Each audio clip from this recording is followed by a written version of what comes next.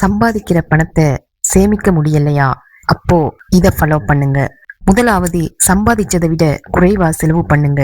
உங்க வருமானத்திற்குள் குடும்ப செலவுகளை முடிப்பதே சேமிப்பின் முதல் படியாகும். இரண்டாவது, முதல்ல சேவிங் பண்ணுங்க, அப்புறம் செலவு பண்ணுங்க.